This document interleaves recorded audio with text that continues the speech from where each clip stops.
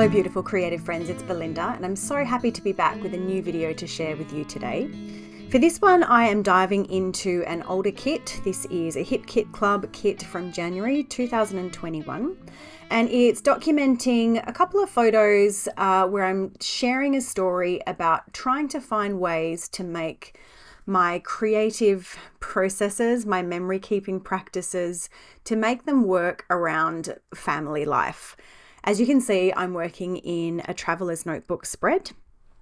And I'm also trying to make sure that I am really working on making use of some of my stash here. So I've got some metal dies that I've used. I've brought some stamps in, and I even use some alcohol markers a little bit later in the video. I wanted to take a moment to just talk about why I really love working in this smaller traveler's notebook format. In this particular notebook, I only have a couple of spreads left to go until it's finished, so I am hoping to have a flip through of that one up on my channel in the not too distant future.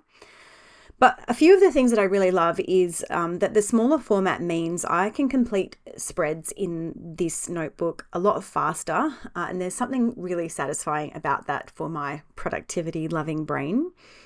I also love that working in the smaller space means that naturally there are fewer design choices and design decisions to make, which can really be quite freeing when compared against, traditional 12 by 12 scrapbook layouts. And in that same way, these notebook spreads feel for me more structured and more linear, which I really appreciate, just as a nice balance against some of the more free-form creative projects that I like to work on.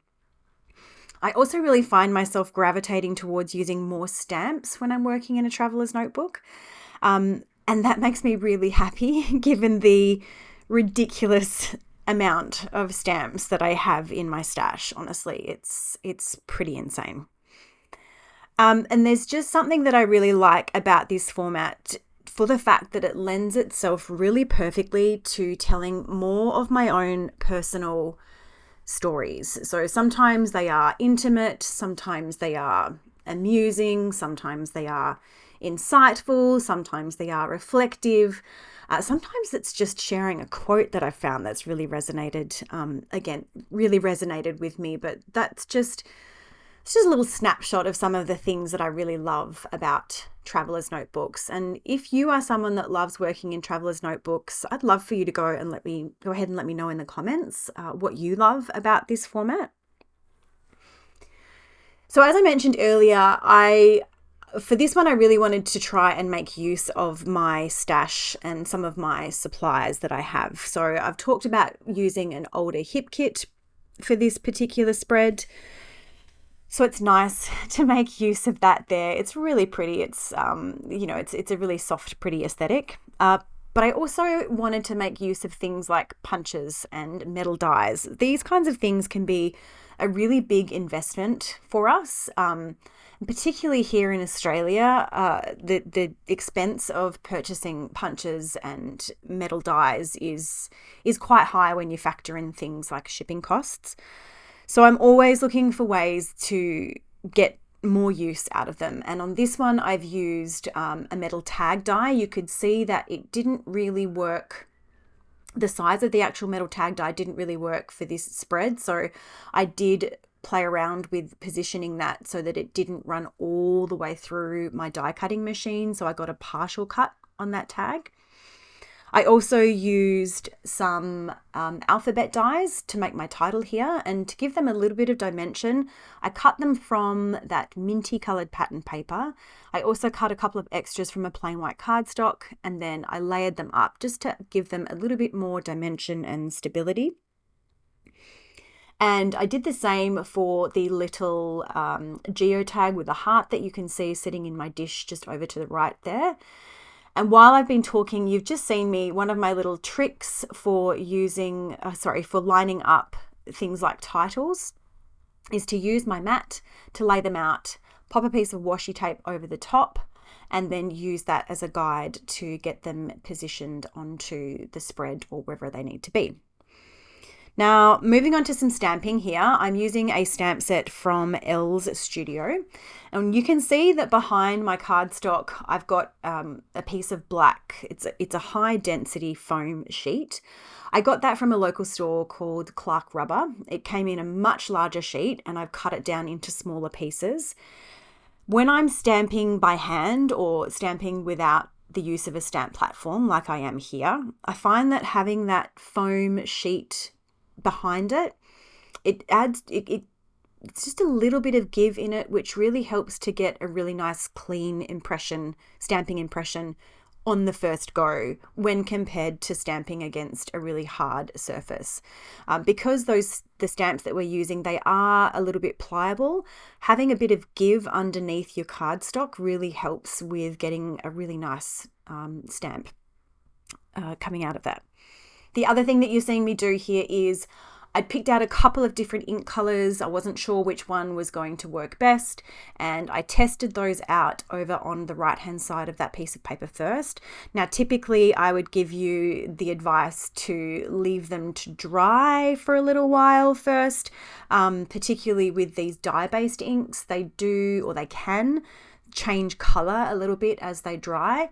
Because I have actually swatched all of these inks in a little booklet that I've got here in my craft room, I didn't really need to wait because I was pretty certain that the colors were going to match what I was working with. So you can see when I printed off my journaling, I printed off those dates. I knew that I was going to use this stamp set, so I printed those off, and then it was just a matter of stamping the frame around them and then trimming them out. So you can see I have added some stitch detail. And what I'm showing you now is a little whoopsie. So I had left this overnight with the washi tape sitting on the title. And when I removed the washi tape the next morning, it removed the top layer of cardstock from my title. Now, I wasn't going to let that deter me.